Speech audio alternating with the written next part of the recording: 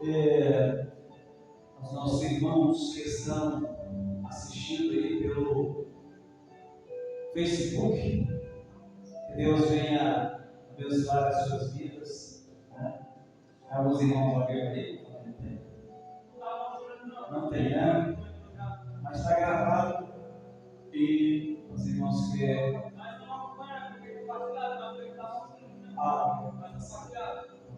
glória a Deus. Que Deus venha abençoar a vida de cada um e que os louvores e a mensagem, o mover do Espírito que está neste lugar venha também ser transmitido através desta rede social. Irmãos, no livro de Apocalipse, nós temos lido aqui, no capítulo 3, versículo 20, os seguintes versículos. Ele diz que estou à porta e bato. Se alguém ouvir a minha voz e abrir a porta, entrarei em sua casa e com ele cearei e ele comigo. Ao que vencer, lhe concederei que se assente comigo no meu trono, assim como eu venci e me assentei com meu Pai no seu trono. Quem tem ouvidos, ouça o que o Espírito diz às igrejas. Louvado seja o nome do Senhor Jesus Cristo. Esta mensagem, irmãos, é bem clara. Ela fala do chamado do ser humano para obedecer a Deus. Ela fala do chamado de qualquer pessoa a servir a Jesus Cristo. Nós sabemos que servir a Deus não é uma tarefa tão fácil. É algo possível, mas não tão fácil. Porque o próprio Jesus, às vezes algumas pessoas falam das palavras que Jesus falou e dizem assim, que Jesus Cristo era um vendedor muito honesto. E ele era um vendedor, no linguajar de hoje, um péssimo vendedor. Por quê? Porque ele dizia todos os pontos positivos e negativos. Ele chama a pessoa, a gente sabe que Jesus Cristo não é um péssimo vendedor. Por quê? Porque o produto final que ele oferece, ele é algo eterno. Não existe nada no mundo que seja eterno, senão o que Jesus Cristo oferece. Você pode comprar qualquer coisa, mas nada do que você vai comprar é eterno. E a salvação não se compra. Então Jesus Cristo ofereceu-nos algo que mudaria a nossa vida só. Cristo que Jesus Cristo ofereceu, Ele falou de tudo que é bom e de tudo que é negativo desse chamado. Eu vou começar como é de comum. A gente pergunta, você quer a notícia boa ou a notícia ruim primeiro? Então, geralmente as pessoas pedem primeiro a ruim, né? Porque a notícia boa vai dar um alívio na que é ruim. Qual a notícia ruim? São várias que Jesus Cristo falou. Vocês serão rejeitados, alguns serão aceitados, alguns serão mortos. Ele disse que a caminhada não é fácil para nós seguirmos a Ele.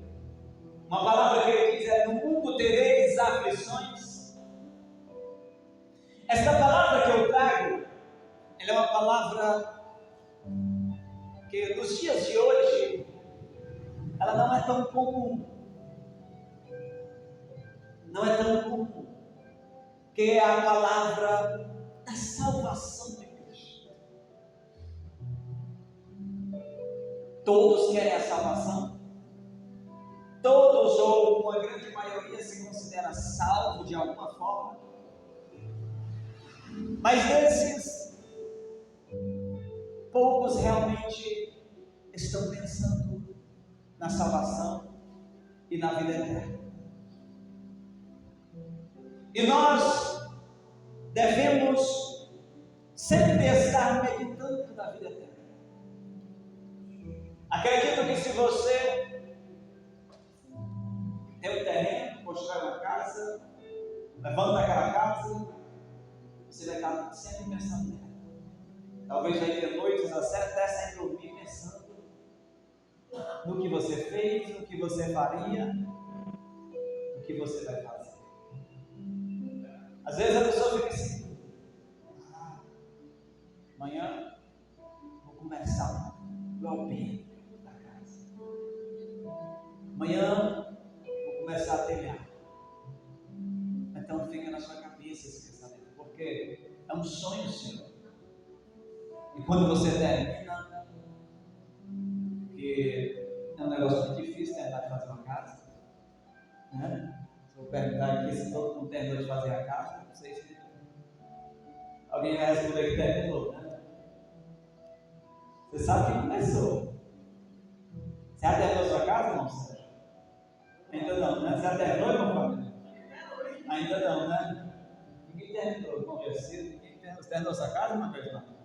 Terminou ainda não, né? A minha também não. Então nós estamos sempre pensando em alguma coisa. Imagina se nós temos uma casa que ela já está terminada, numa cidade que já está construída, e essa casa ela é milhares de milhares e milhares, sem conta de vezes, melhor do que a nossa casa terrena. Ela está construída na Nova Jerusalém. Cada um vai ter a sua moradia.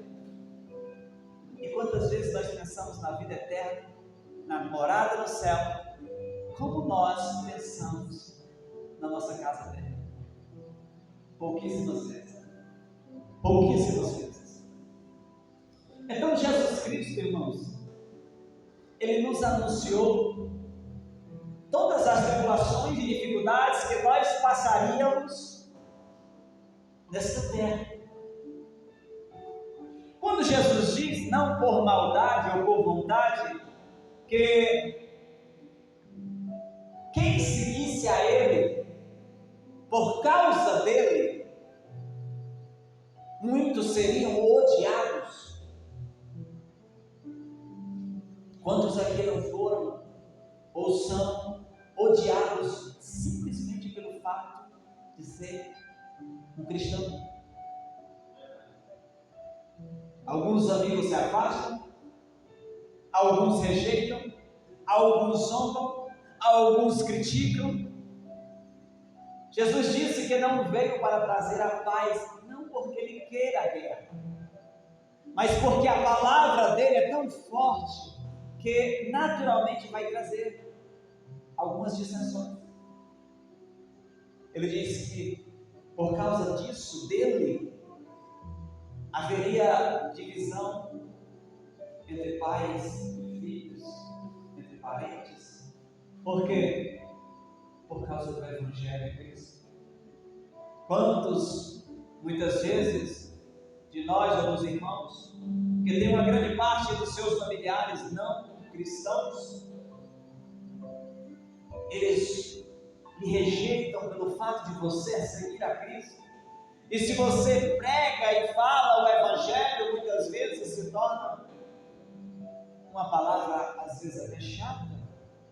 Claro que você não vai extrapolar na conversa, porque com sabedoria é que se ganha almas, né? Tem que ser com cautela, mas pelo simples fato de você falar de Jesus, muitas pessoas, elas não querem estar perto de você. Pelo fato de você não dizer um palavrão, não contar uma piada imoral, eles isso ali não está perto de nós não. Às vezes no trabalho, no convívio, determinado convívio, pelo fato de você não tomar ali uma bebidinha, a pessoa não quer estar perto de você. Quer ser muito santo, né? pergunta é: você quer ser um endemoniado? Porque o contrário de um santo é uma pessoa suja, né? É uma pessoa suja. E sem santidade, o que a Bíblia diz? Ninguém jamais verá a Deus. E se nós não vamos santificar nessa terra, onde é que a gente vai santificar? Depois dessa terra não tem como. O processo de santidade daqui. Se não fosse, Deus não tinha instituído antes de Jesus Cristo os sacrifícios de animais para a santificação dos sacerdotes e de todo o povo. Quando Jesus disse: santificai-vos, porque amanhã farei prodígio no meio de vós. E depois veio Jesus Cristo, e agora Jesus Cristo, pelo seu sangue, quer nos tornar limpos e santos. E às vezes eu dou o nome de santo a um ou a outro, quando na realidade todos os seres humanos se corromperam e se afastaram de Deus, como diz a palavra. Todo homem, toda mulher se corrompeu e se afastou de Deus. E quem é santo, irmãos? Quem é santo é aquele que busca Jesus, que serve, que entrega a sua vida a Jesus Cristo. É aquele que nega este mundo, que nega os prazeres, as suas vontades carnais, da concupiscência da própria carne. Este é o que é santo. Mas é porque às vezes eles confundem santidade com estar livre de pecado, com perfeição. Não é. A santidade é você não viver no pecado para a morte. Você sabe que o vício te derruba, te mata e te leva para o inferno, mas você quer fazer. Você sabe que contar mentiras, a Bíblia diz que os mentirosos não têm parte na vida de Deus, e a pessoa conta mentiras, às vezes por brincadeira. Então, irmãos, por isso Jesus Cristo diz essas palavras: eis que estou à porta e bato, se alguém ouvir a minha voz e abrir a porta, entrarei em sua casa, e com ele cearei, e ele comigo. Jesus disse: quem vem a mim vê ao Pai. E se nós não cearmos com ele, é porque nós estamos em santidade. Quando é que nós ceamos com ele? É quando deixamos ele entrar no nosso coração, na nossa casa, na nossa família, no nosso trabalho, no nosso dia a dia. O homem sem Jesus Cristo no seu dia a dia, ele não é nada nem ninguém. Martinho Lutero, ele era um homem que acordava cedo, antes das 5 da manhã, e ele começava ali o seu momento de devoção a Deus e de oração. E ele disse que se não fosse aquele momento de oração e devoção, o dia dele seria infrutífero. Quantas vezes nós acordamos pela manhã e dizemos: eita, vou começar, senão não vai dar tempo para fazer nada. Senão não dá tempo para fazer nada. Termina o dia e muita coisa não deu tempo realmente. Você corre de um lado para o outro. O livro de Eclesiastes diz: não adianta você acordar cedo e dormir tarde por conta do trabalho. Isso não adianta.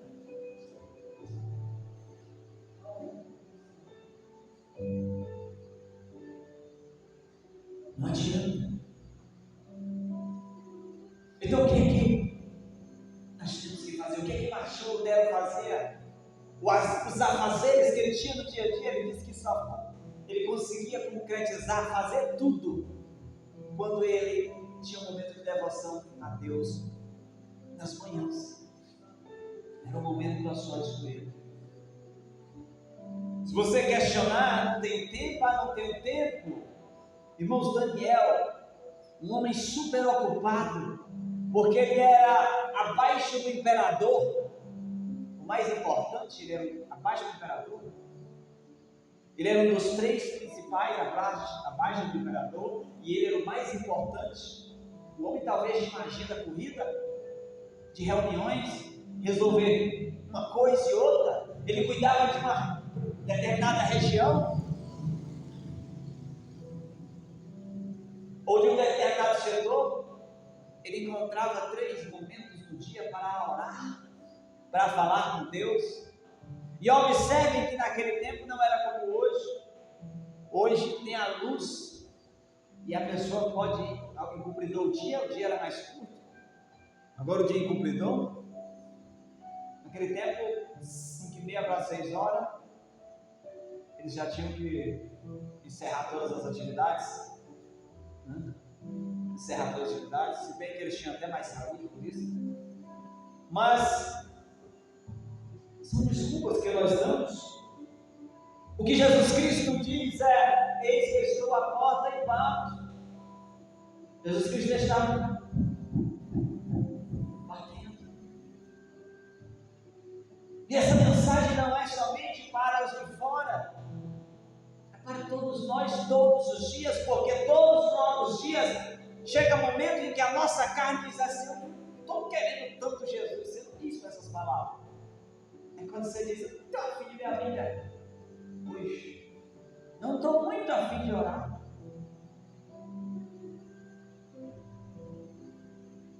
Não estou muito.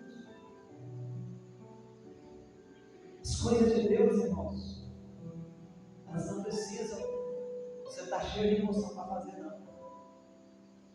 Você já sabe que é o dever seu como cristão buscar a Ele. Não é como as coisas da terra, não.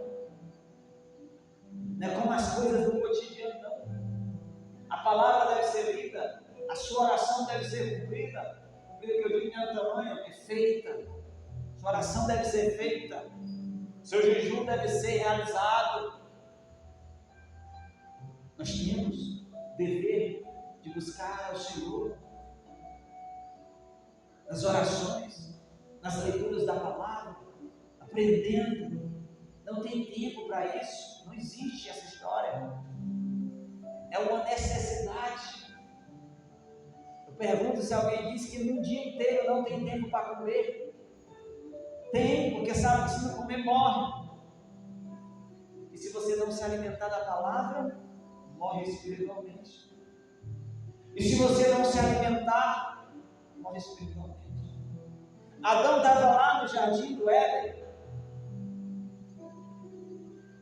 E todas as tardes o Senhor ia lá para bater um papo com Adão,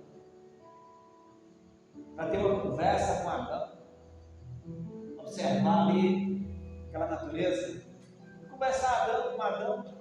Não sei o que Deus conversava com Adão e o que Adão conversava com Deus, mas o homem estava ali com o Criador. O pecado de Adão nos afastou de Deus, e Jesus Cristo veio e nos aproximou novamente de Deus. Então a conversa com Deus voltou. Claro que antes já tínhamos homens e mulheres de Deus que já oravam, tinham suas intimidades com Deus. Elias, Moisés, que falava com o Senhor face a face, ou seja, a todo momento, qualquer hora que ele falasse, Deus estava à disposição dele para escutar e para responder. Foi o único que era desse jeito. Se nós não tivermos tempo para estarmos com Deus, para buscarmos a Deus, vamos ter que arrumar tempo para enfrentar as consequências das lutas e dificuldades. Isso não é uma ameaça, é algo natural. É natural. Se você não tem Deus como seu centro, sua ajuda, o seu ponto de acesso, nós estamos ligados no Wi-Fi enquanto estamos acordados o tempo inteiro. E a nossa ligação com Deus, como está? Nossa ligação com o Senhor, como está? Né? É isso que nós temos que nos perguntar, nos questionar. Como está a nossa ligação com Deus?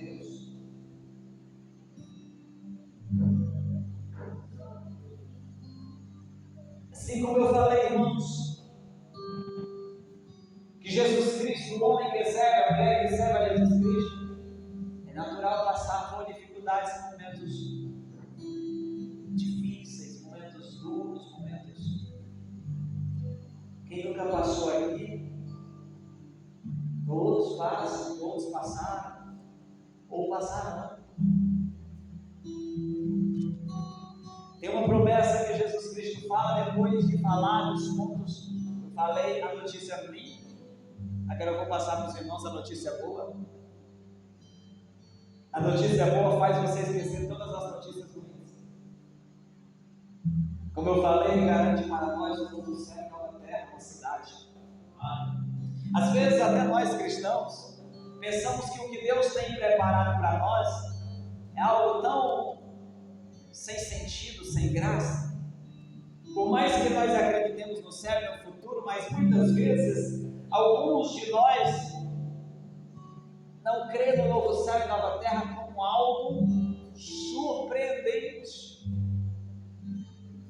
Se hoje Deus nos mostrasse, ou em visão, ou em sonho, como será a nossa vida na eternidade, na mesma hora nós vamos olhar para Deus e dizer assim: não deixe eu voltar para a terra, eu quero estar aí contigo. Não deixe. Muitas vezes nós não entendemos a grandeza do que Jesus Cristo, do que o Pai tem reservado para nós. Sabe o que a maioria dos cristãos, a maioria das pessoas imagina que é o céu? É o que eles mostram na TV muitas vezes. Por que mostram? Porque é o que a gente pensa.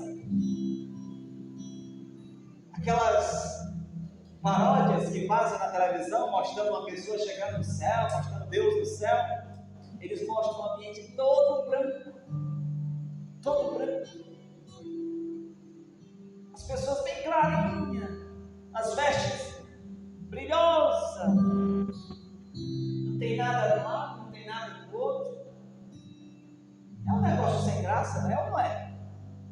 Um negócio sem graça. Irmãos, se você constrói algo bom, a próxima coisa, se você constrói, eu falei de casa, você constrói uma casa, e nessa casa você diz assim: não está como eu queria, eu fiz, mas não está como eu queria. Se eu fosse começar essa casa de novo hoje, eu faria diferente. Quantos aqui faria melhor a casa, a segunda casa? Olha. Ó, todos nós faremos a nossa casa diferente da primeira, porque a primeira a gente já tem uma visão dela, a segunda nós vamos fazer melhor do que a primeira. Eu pergunto para os irmãos: qual foi a primeira casa que Deus construiu para o ser humano? O jardim do Éden. O jardim do Éden foi aqui na terra, foi, mas toda a terra seria frutífera. Enquanto o homem crescesse, multiplicasse e reproduzisse, povoasse toda a terra viraria um jardim do Éden. Deus deu ao homem a primeira casa, qual foi? O jardim do Éden. O que é que tinha no jardim do Éden? O melhor sítio que você pode imaginar. Alguém aqui que cuida de sítio, chega no sítio lá do seu patrão, ou que tem sua casa com as plantas ao redor, você fica admirado com as suas frutas quando nasce, não fica? Uns ovinhos que a galinha põe, né? Apesar das bichinhas fazem uma raiva, né, às vezes. Mas você não fica admirado e satisfeito em ver aquela fruta? Nasceu uma mamão lá no macoeiro, uma laranja, um limão, uma jaca. A briga é feia pro jaca, né? Você fica feliz? Foi isso? Não só isso, foi muito mais do que isso que Deus deu para Adão e Eva lá no paraíso, no jardim do Éden. Deus deu a ele uma terra que frutificava sozinha. Não precisava nem eles aguar. No verão você tem que estar aguando as suas plantas. No verão. No inverno vem a chuva. No jardim do Éden subia uma brisa. Subia uma brisa, como às vezes tem aqui, e ela saía a curva da terra. Tinha lá todas as árvores, várias frutas, legumes, vários. E subia lá uma brisa e saía a curva, toda a plantação. O jardim era perfeito. Os animais não se degladiavam, os animais não tinham essa cadeia alimentar, onde um animal acabava com o outro, que acabava com o outro, que ele não tinha. Era tudo paz. E o homem dominava sobre os animais, sobre a terra. E Adão não precisava trabalhar. Deus não fez o homem para trabalhar. Ele fez o homem para usufruir. Ele fez o homem para aproveitar o que ele criou. Ele não fez o homem para trabalhar. Se ele tivesse feito nós para trabalhar, a gente não se destruía trabalhando. A gente não seria manchado trabalhando. O problema é que o homem agora passou, depois do pecado, a viver do suor do seu rosto. Aí eu pergunto, Deus que deu o jardim ainda ia visitar Adão? Você acha que ele vai fazer o céu todo branco e vazio para a gente, o novo céu e nova terra? Vai não. Nós temos aí um monte de coisa que ainda faz parte do que Deus deixou no jardim. Cachoeiras, frutas, legumes, a beleza, as praias, as dunas, tudo isso ainda é resultado do jardim que Deus deixou. Deus fez a terra linda para nós curtir ela, aproveitar. E agora no novo céu e nova terra, entenda para que você não confunda e ache que nós vamos morar em um lugar tão vago que não tem ninguém. Deus vai nos dar algo muito mais bonito do que isso que Adão e Eva recebeu. Muito mais. E eles nunca morreriam se não tivesse pecado. Teriam vida eterna se não tivesse pecado. É isso que Deus tem reservado para nós. Agora, você pensa que o céu onde Deus mora é algo simples e tão sem sentido? Irmãos, Ele criou a terra com elementos e imagens do céu. Você sabe como é os anjos? Já viu uma Bíblia como é a cara dos anjos? Um tem cara de boi, outro tem cara de... Aí tem um anjo que uma parte é cara de boi, cara de leão, cara de... Os anjos, certo? Um cara de olho. Pronto. Você já viu na terra? Tudo que tem na terra é uma amostra do que tem no céu. O boi tem cara de boi porque já foi tirado como se fosse uma imagem do céu. E por último, Deus criou algo, faltava algo para ter a semelhança do céu, que foi o ser humano. Deus criou as coisas que existem, os animais, com características celestiais. Acredito que até a natureza não tem registro, os animais têm. Mas acredito que até a natureza, as frutas que Deus criou, foram características do céu. E por último, Deus deixou o mais precioso. Ele nos criou. Agora faltava alguém para ter imagem e semelhança dele. Então Ele criou nós. E nós somos a imagem e semelhança de Deus. Nós somos o ser mais perfeito que existe. Porque somos a imagem e semelhança do Criador. Ser terreno mais perfeito. Mais perfeito que existe. Então, irmãos, eu estou dando para os irmãos um panorama de como vai ser o novo céu e nova terra. Porque o que Deus vai nos dar é novo céu e nova terra. E a Bíblia diz que nós reinaremos com Ele. Porque no versículo 21 ele diz: ao que vencer. Olha como vale a pena vencer. Quantos homens, não que isso não seja bom, são atletas, mas quantos homens e mulheres lutam, gastam toda uma vida. Nada, não tem nada desonroso nisso, pelo contrário, é louvável. Mas quantos gastam toda uma vida para ganhar uma medalha de ouro.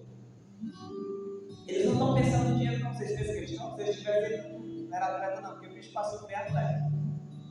Só eles lutam por um nome, o nome dele ficar registrado na história do atletismo.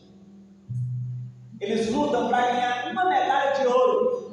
E dos milhares e milhares que lutam por uma medalha de ouro, quantos ganham? Só um.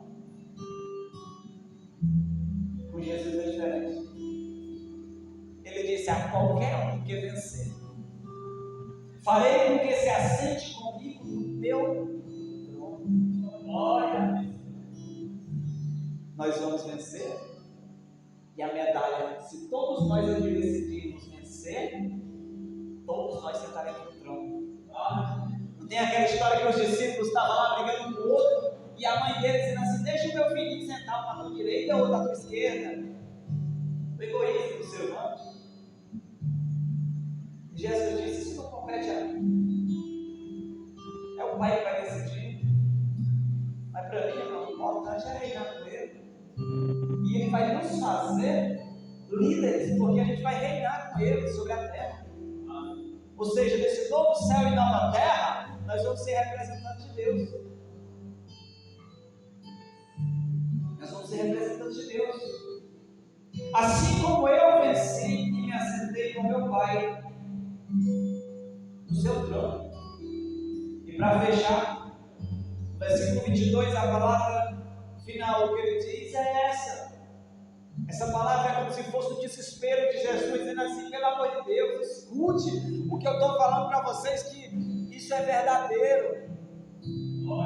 Vocês estão com o risco de perder a salvação e morrer eternamente para o inferno, para um lugar de tormento, mas eu estou oferecendo algo que eu conquistei e eu sei que vocês podem conquistar. Amém. Que é sentar-se no trono, a vida eterna. Olha quantas coisas Deus nos ofereceu. A vida eterna, Nova Jerusalém. Só a vida eterna é o suficiente, irmãos. Em paz e alegria. Possibilidade de ter, seremos como os anjos. Como os anjos. Talvez voaremos como os anjos. Talvez daqui nós estamos aqui no lugar e como os anjos, de repente nós estamos lá em outro lugar. Rapidamente a gente sai do lugar e voa para o outro. São coisas que os filmes mostram como os poderes sobrenaturais, e às vezes a gente assiste. Uau! Uau!